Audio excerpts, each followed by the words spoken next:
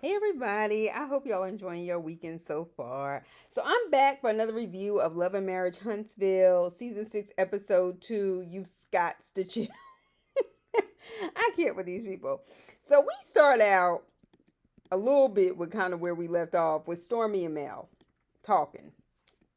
So Stormy felt a way about Mel not talking to her at the reunion, their hotel rooms being side by side, and they didn't talk to each other at all. I can understand why she feels that way. And Mel said, I didn't even know our rooms were next to each other until we got down to the reunion.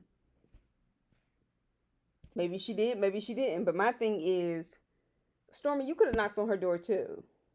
You could have called her and texted her right there too. Like, okay, girl. So Mel was like, well, you know how I am. She was like, you know how I am sometimes. I just go away, get away from everything. And Mel was like, when me and Stormy became friends, one of the reasons why we were able to become friends, because they weren't needy when it came to friendships, because they were both very busy with their own businesses, so on and so forth. So she said she really doesn't understand why Stormy is so shocked about her. And basically, Mel was asking her questions like, do you think this is just about you? Right? Like, clearly Mel does this to everybody. So Stormy is mad that people think that she was a snake that released a recording about her talking, Mel talking about how she didn't care who Martell was with, so on and so forth. Stormy said that she thinks, she was telling Mel, she thinks deep down people want them to have a problem and she doesn't want to give them that. Now, in the confessional, Stormy says after their sit down that she thinks she has a better idea of how to manage her expectations of a friendship with Mel. Um, that she thinks that they are developing. I'm not gonna lie, Stormy was asking some good questions to get to the root of things, like is this about trust? But at the same time, I understand Mel because I can shut down like that too, and my friends have to respect it. Let's be clear. Mel does not have a lot of time on her hands. Okay. Mel has multiple businesses.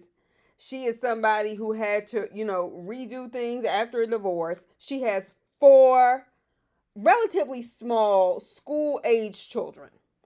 Four. Okay. Meanwhile, balancing Martell's crazy ass, delusional ass, cheating ass, okay, gotten away from him and still trying to keep it together. Yeah, she does need to go away and recharge. And people that expect more of her in that regard, y'all are asking for a lot. And that may have already been her personality, but all that other shit she has to give energy to, give me a break. All right, so Kimmy and Maurice. So after chemo, Kimmy says she has to have surgery to remove any microscopic tissues that may still have cancerous remnants, which is great. Praise God for her healing. Please keep my mother in your prayers as she continues to deal with chemotherapy. This is, like I said, her second fight against breast cancer. But we're believing God for it. So she was prepping for surgery and then trying to meal prep for Maurice. I'm like, girl, like Kimmy, I like you, but just I'm gonna need you to chill. Maurice is grown. He can figure it out.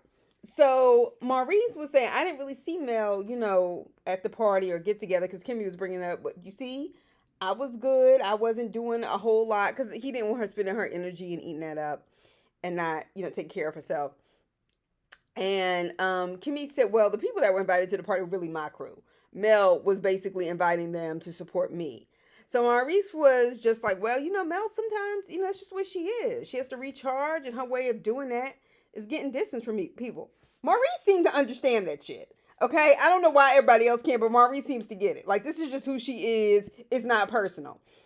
Like I said, I understand in general. Okay, Mel is running businesses, raising four kids, and dealing with the hoopla that comes with this show and her ex. And we can argue that this show, yes, is a choice because it is. But at the same time, the fuck shit that has unfolded, don't act like a regular person can just deal with this shit or wants to deal with it. I don't. Anyway, it'd be a lot of money, but I don't think it would be worth it. Not a lot, but you know what I mean. All right, so and Maurice said something, and I know the Bible says, "Be ye not double-minded," but he said a double-minded man is unstable in all his ways. I said, "Come on, Maurice, come the fuck on." You said that shit. You can't until you get your mind right. Like, you know what you're doing. I'm going in. I'm going to be a father. I'm going to get my fucking finances together because I had 5 fucking kids, and quit playing with girls who splitting verbs and fucking up whole sentences, even though she claims she graduated from college and flunked out of nursing school. Like, I'm a focus on my kids and trying to have a decent relationship with Mel. Not saying it, not trying to force her to pray for them. No, you get your shit together. And Maurice is absolutely right. Okay. And he was like, well, Martell, the bottom line is, Kimmy, Martell made some bad decisions, and he has to deal with the guilt of that. And he's going to have to move on. All right. He was like, because Mel not coming back, essentially. So Maurice said he did see Martell chase Mel. And Kimmy was like, what do you mean by chase? He was like, he was trying to walk out to her car. And Kimmy was like, that's nice. He was like, well, he came back in. He came back in with the sad face on. And Kimmy was like, well, I really think, he misses her, whatever, whatever. Kimmy, Martell is emotionally abusive. And he's controlling. I don't give a fuck that he misses Mel. He should. He's not going to get a woman like Mel again in life. Nobody of Mel's caliber, okay, would be checking for Martell. Certainly not at the point in their lives that they are. Ain't nobody checking for no broke, controlling, sorry ass motherfucker. Okay? They're not. And anybody who has some self-esteem about themselves would not be fucking with him. Okay? So Kimmy was like, well, Maurice, did you say something to him? Maurice was like, I joked on him.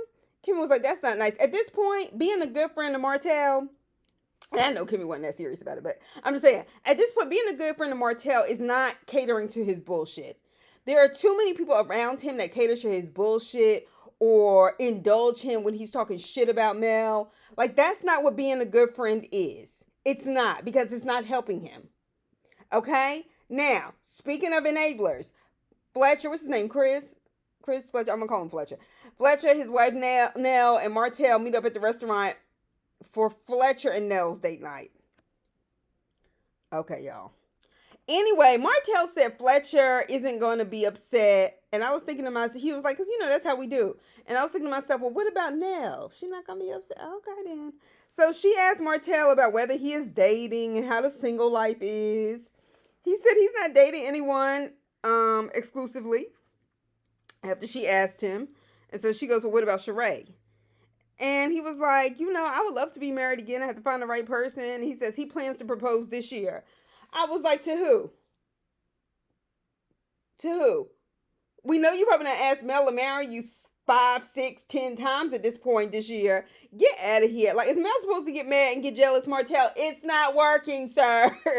It's not. You fucked up a very nice family. You did. Your life didn't have to be in shambles, you dumb fuck. Anyway, so are you and Sheree in a relationship or not? Okay, if not, why did you feel a need to show Sheree that you weren't with anybody else when you was in that robe in your house and your mama was there? Like, this is what I'm talking about. He can't even claim Sheree. You want to know why he can't claim her? Not because I don't think they're dating, but because he's afraid if he says he's with her, I really will have no chance with Mel. Well, Mel divorced your ass. Motherfucker, it's over. It's over, boo-boo. It's over. Anyway, and yeah, I'm gonna get back to Nell in a second. So Tisha and Courtney meet up at Black. Courtney is apparently Tisha's cousin. So Wanda's producing a cookbook. I don't care. All right, so Courtney is apparently very good at digital marketing. Good for you, girl. So Tisha earned her brokerage license, and I'm glad to see that. I'm all for Black women getting their education. All right, so Courtney is into marketing, but specifically luxury homes. And Tisha was like, she's basically, I guess, developing her brokerage. And she wants Courtney to come and work with her to help.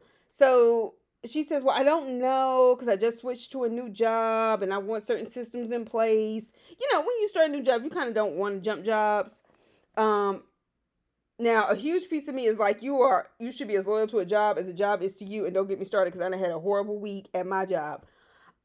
Nevertheless, I don't know. Something about Tisha just as a business person, and I don't doubt her stats. I don't know if I could respect her enough to work for her. Anyway, but she's basically making a point. She doesn't want to transition too quickly. And Courtney talks about how Kiki opened up when she first came to Alabama, or that part of Alabama.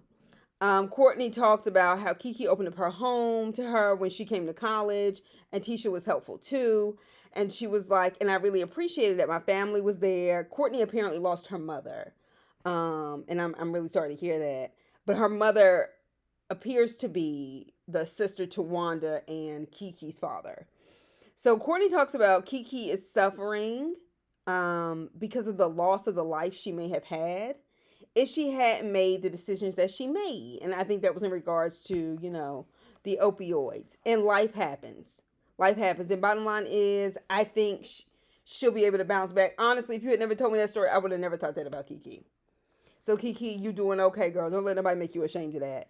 And in other words, the only impression I got was Courtney just ain't here for the fuck shit. Like, she just wants them to figure it out, and I'm sure she wants them to figure it out so they don't be on TV looking crazy again. So Courtney asked her to do an outing with Kiki to create a better relationship, and Tisha basically says, "Okay, I'll do it. I'm doing you a big favor, and in return, I want you to come work for my brokerage." And she was like, "Okay." I was like, "What the fuck? That is not a fair exchange. You gonna ask me to quit my job because you need to stop acting a goddamn fool on TV with family? Baby, you could not have gotten me to agree to that. And I am bold enough to say I don't think nobody in my family would be dumb or fucking enough to believe I would do that. Anyway, moving on. Nell and Mel. Why does everybody, if they don't have an M name, then it's rhyming? I just can't. Like, can we please, can we just get some nicknames that work? Then Marcel got a kid he done named after him. They named all their kids M names. Like, it's a lot. Okay, so Nell and Mel are taking a walk in the park, and it looked like a real nice day, real nice southern day. So Nell is apparently running the daycare. She bounced back from whatever with COVID because that was a tricky time for everybody. Mel is looking beautiful and gorgeous as always. So Nell asked her about her dating life. That's when I just had to pause. I was like, Nell, you a little bit too nosy for me. And the reason why it was coming off nosy, and not helpful is like, well, are you exclusive? Are you doing this?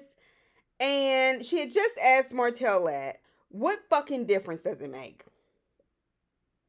It just came off to me like you were almost trying to get them back in the same place together. And bitch, that's not your place. I don't give a fuck how long y'all been friends.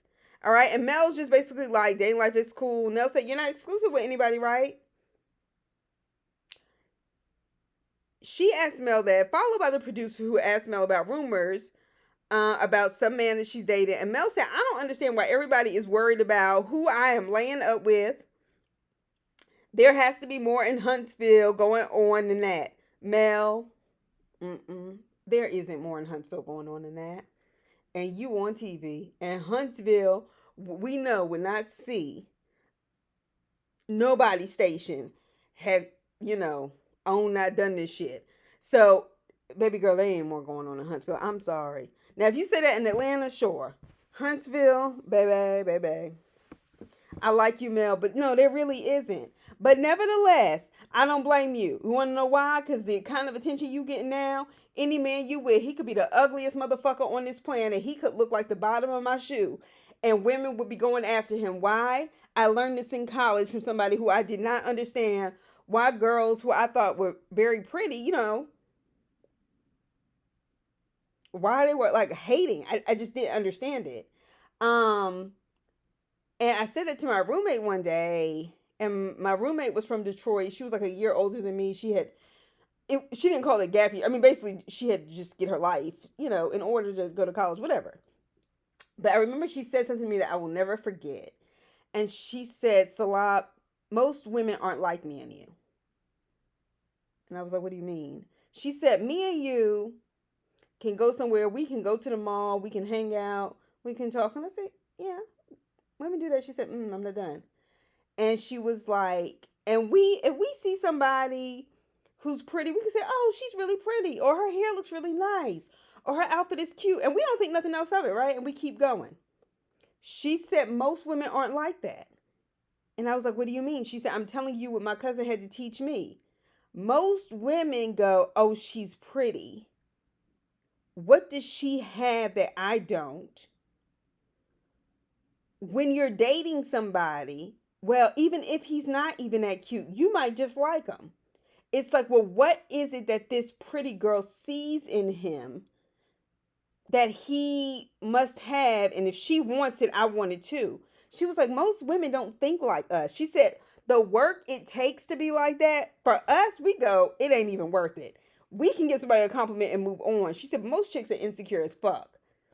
And when she said that, it helped me make sense. And the older I got, I mean, even in college, I believed her. But I've seen it. And still, a piece of me thinks it's so pathetic. But I say that to say, if I was male and I know she's on a reality show, I keep my relationship a secret too. You want to know why? Because she'll have women, especially in a boring ass city like Huntsville, trying to go after her man, and she don't need that kind of relationship trauma no more. Thank you. Anyway, so Nell tells Mel that her and Martell are gonna be in each other's life forever. This, that, and the other. And Mel was like, "No, we ain't." But she was like, "Oh, you mean for the kids?" My thing is, you don't need to talk to Mel like she's no 16-year-old.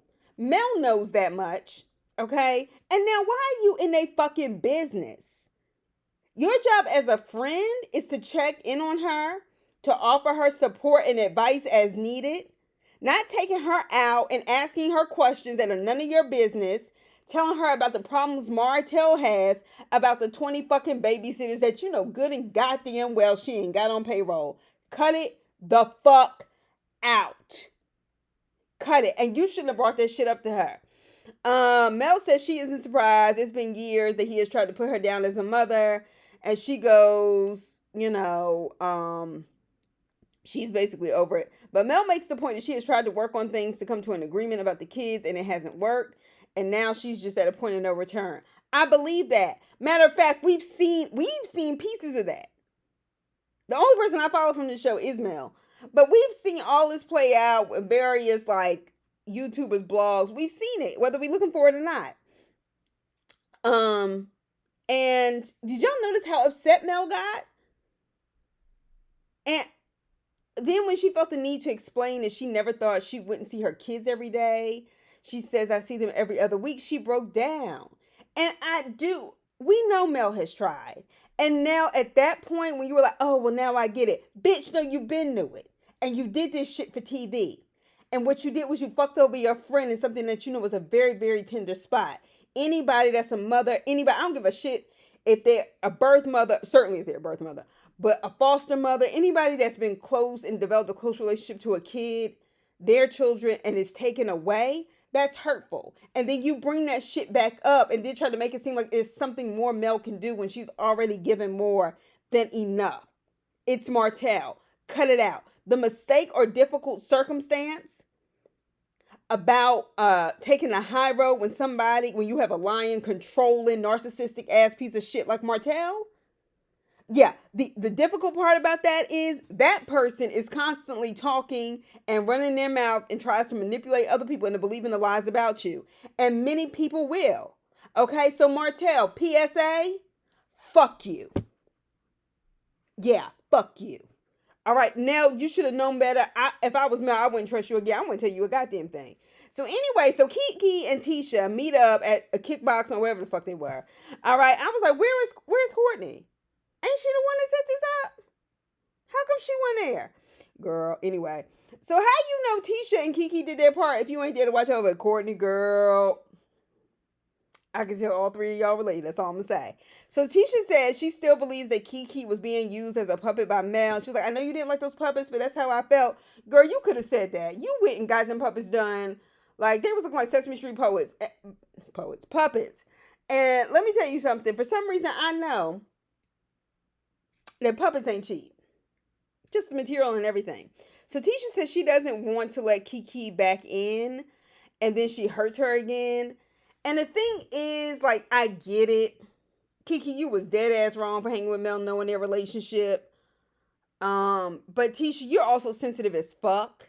And quite frankly, I'm over the situation. So I'm gonna stop talking about it now. But anyway, it was so good talking to y'all again. I've had a rough week. I thought about maybe making a video. I don't know. Sometimes stuff is so bad you can't talk about it for a while. But yeah. I am going to review the live event tomorrow. Love is Blind. Yes, I'm here for it. Anyway, I'll see y'all soon. Bye.